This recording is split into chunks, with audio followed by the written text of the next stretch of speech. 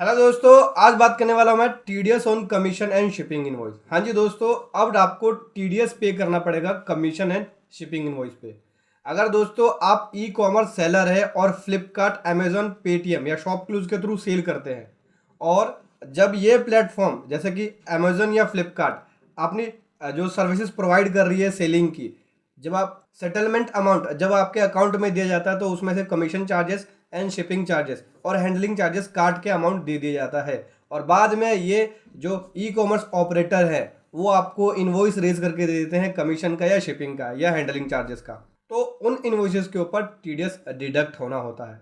अगर आप ऐसा नहीं करते तो भारी नुकसान होता है, आपको पेनल्टी और टैक्स भी भरना पड़ सकता है। तो चलिए डिटेल में समझते हैं क्या है ये। इसको समझने के लिए बने रहे मेरे साथ वीडियो के एंड तक। तो दोस्तों, पहले की तरह आज भी मैं एक केस स्टडी लेके आया हूँ। केस स्टडी के थ्रू आप इजीली समझ में आता है आपको। देखो, मेरे पास ये मैंने टीडीएस की रिपोर्ट डाउनलोड करी है फ्लिपकार्ट के थ्रू। मतलब कि मेरे क्लाइंट ने जो टीडीएस की रिपोर्ट होती है फ्लिपकार्ट डैशबोर्ड से उन्होंने डाउनलोड करके दी है, और हर महीने ये रिपोर्ट जनरेट होती है। जो उन्होंने इस टैक्स पेयर को जो इन्वॉइस दिया है शिपिंग चार्जेस का या कमीशन का जो इन्वॉइस दिया है, उसके ऊपर उन्होंने बताया है कि आपका टीडीएस बनता है, इतना इतना टीडीएस बनता है। जैसे कि देख सकते हैं, फरवरी का ये कमीशन इनवॉइस है जिसके अंदर कमीशन 1278 रुपये 16 पैसे हुआ। ठीक है, 94H के अंदर इसके ऊपर टीडीएस डिडक्ट होता है कमीशन के ऊपर, और शिपिंग चार्जेस का 165 रुपये 52 पैसा हो गया। 94C के अंदर टीडीएस डिडक्ट होता है। स्टार्टिंग में आपको यहाँ पे दिखाता है कि 94C, 94H या 94J किसके किसके लिए एप्लीकेबल होगा, कौन सा सेक्शन एप्लीकेबल होगा। तो देखो, मैं आपको डिटेल में समझा देता हूँ। जब कोई पर्सन ई कॉमर्स प्लेटफॉर्म के थ्रू जैसे फ्लिपकार्ट, अमेजोन, शॉपक्लूज, पेटीएम के थ्रू माल सेल करता है, अपने गुड्स या सर्विसेज को सेल कर रहा है, ठीक है, तो क्या करते हैं, जब ई कॉमर्स ऑपरेटर आपके अकाउंट में अमाउंट जमा कराते हैं या सेटलमेंट अमाउंट आपके अकाउंट में डिपॉजिट करते हैं, तो उसमें से commission charges, shipping charges, handling charges, fix cost, ये सभी डिडक्ट करके आपको अकाउंट में अमाउंट जमा करा देते हैं। और बाद में उन commission charges, shipping charges, handling charges का इनवॉइस जनरेट करके आपको देते हैं, और आप उस इनवॉइसेस को अपने बुक्स के अंदर एक्सपेंस में क्लेम कर लेते हो, एक्सपेंस में एंटर कर लेते हो, और उसके ऊपर आप जीएसटी भी क्लेम करते हो। तो उस तरह के एक्सपेंस के ऊपर आपकी रिस्पॉन्सिबिलिटी बनती है कि आपको उस अमाउंट के ऊपर टीडीएस डिडक्ट करना होता है। और अगर आप ऐसा नहीं करेंगे तो क्या होगा, मान के चलिए कि आपने टीडीएस डिडक्ट नहीं किया। तो देखो दोस्तों, अगर आपने टीडीएस डिडक्ट नहीं किया और उस इनवॉइसेस को अपने पास एंटर कर लिया आपने कमीशन चार्जेस का या शिपिंग चार्जेस का, हैंडलिंग चार्जेस का, तो उसके जो उसका एक्सपेंस जो आपने पीएनएल के अंदर क्लेम किया है वो इनकम टैक्स एक्ट के हिसाब से डिसअलाउ हो जाएगा। उस तरह के इनवॉइसेस के ऊपर आपको इनकम टैक्स जमा कराना पड़ेगा, क्योंकि उस तरह का एक्सपेंस आपकी इनकम में ऐड बैक होगा। आपकी एक्सपेंस उस समय अगर आपने टीडीएस नहीं जमा कराया तो इनकम मान ली जाएगी और इनकम में जाके ऐड हो जाएगा, और फिर उसके ऊपर आपको इनकम टैक्स पे करना पड़ सकता है अगर आप टीडीएस के रूल्स को कंप्लाई नहीं करते, टीडीएस के प्रोविजन को फॉलो नहीं करते। तो देखो, यहाँ पे सेक्शन बताया कि कौन कौन सा सेक्शन अप्लाई होगा। 94C किस केस में अप्लाई होगा, एड सर्विसेज ले रहे हैं आप, अनइंस्टॉलेशन पैकिंग फी है, ठीक है, सेम डे या नेक्स्ट डे डिलीवरी फी है, रिमूवल फी है, पिकअप एंड पैक फी है, या इंस्टॉलेशन फी है, या शिपिंग फी है, ठीक है, तो उसके ऊपर 94C एप्लीकेबल होगा। स्टोरेज फी के ऊपर 94IB एप्लीकेबल होगा, ठीक है, रेंट के लिए होता है ये। और ये जो टीडीएस का रेट है वो पिछले साल का रेट है, ये फाइनेंशियल ईयर 2021 का, ठीक है, जहाँ पे रेट को 25% रिड्यूस कर दिया था। टैग विजिट फी और फ्रेंचाइजी फी 94J के अंदर आएगा, और डिस्काउंट फी हो गया या service charge, service cancellation charges हो गया, कमीशन फी हो गया या कलेक्शन फी हो गया, फिक्स फी हो गया या कैंसिलेशन फी हो गया या सर्विस कैंसिलेशन फी हो गया, ये सब आपका 94H के अंदर आएगा, जहाँ पे टीडीएस का रेट 3.75% है, 94C के अंदर 1.5% है। ये सब पिछले साल के लिए है।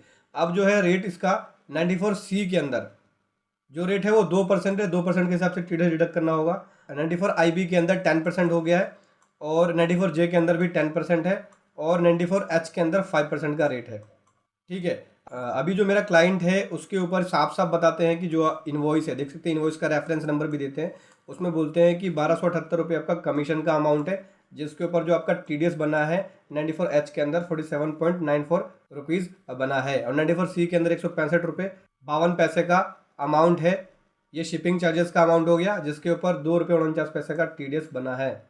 ऐसे ही अगला इन्वॉइस में बोलते हैं कि अगला इन्वॉइस जो है आपका 1126 रुपये का 94C के अंदर है और इसके ऊपर जो TDS आपका 16 रुपये 89 पैसा बना है। जो टोटल TDS फरवरी महीने का बना है वो ये बना है, देख सकते हैं 94H का ये बना है, 94C का ये बना है। तो ये अमाउंट मुझे जमा कराना पड़ेगा, गवर्नमेंट को जमा कराना पड़ेगा। देखो अब बात ये आती है कि मैंने अमाउंट गवर्नमेंट को जमा करा दिया, हालांकि मेरे को TDS यहाँ पे ई-कॉमर्स ऑपरेटर ने अमाउंट दिया तो नहीं है, लेकिन मैंने गवर्नमेंट को जमा करा दिया, तो वो अमाउंट मैं अपनी जेब से जमा करा रहा हूँ जो TDS का अमाउंट होता है। तो देखो यहाँ पे आप उस अमाउंट को ई-कॉमर्स ऑपरेटर से जैसे फ्लिपकार्ट से या अमेजोन से रीइंबर्स करा सकते हो, मतलब उस अमाउंट को आप ले सकते हो। क्या करना होगा, पहले गवर्नमेंट को TDS जमा कराएंगे, फिर TDS की रिटर्न फाइल करेंगे, फिर TDS का सर्टिफिकेट आप अपने सेलर सपोर्ट में जाएंगे, वहाँ पे टिकट रेज करेंगे, TDS का सर्टिफिकेट उसमें अटैच कर देंगे और जो TDS का अमाउंट होता है आप उसके लिए वहाँ पे रिक्वेस्ट डाल सकते हैं, तो वो अमाउंट आपको मिल जाएगा। फ्लिपकार्ट या अमेजोन से वो अमाउंट मिल जाएगा जितना अमाउंट आप TDS का जमा कराएंगे। तो जैसे मेरे पास इस क्लाइंट का है कि फरवरी का बता रहे हैं कि फरवरी का TDS ये बना है, तो इतना अमाउंट मैं जमा कराऊंगा। और अगर आप अमेजोन या अदर प्लेटफॉर्म के थ्रू सेल करते हैं तो जो जो आप इन्वॉइस लेंगे उनसे परचेज का, शिपिंग चार्जेस और कमीशन का इन्वॉइस, तो उसके ऊपर आपको TDS डिडक्ट करना होगा और गवर्नमेंट को जमा कराना होगा, इनकम टैक्स अथॉरिटी को।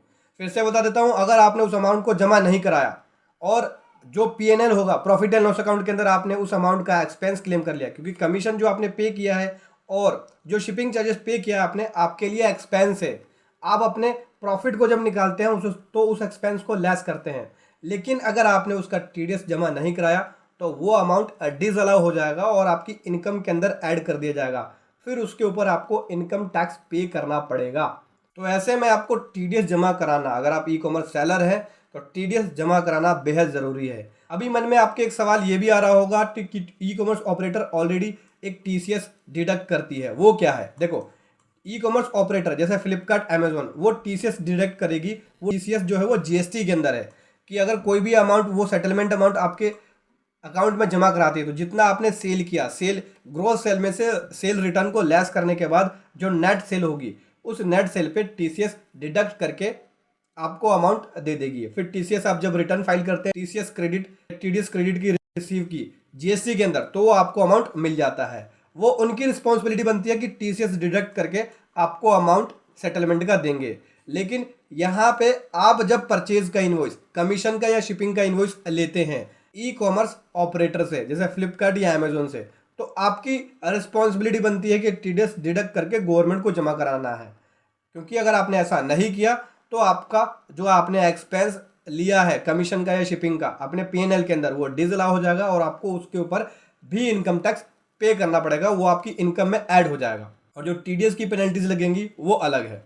तो दोस्तों, अगर आप एंटरप्रेन्योर हैं तो आप हमारी पेड सर्विसेज ले सकते हैं TDS रिटर्न फाइलिंग की। आपको इस वेबसाइट पे आना है और सीधा यहाँ से पेड सर्विसेज पे आएंगे।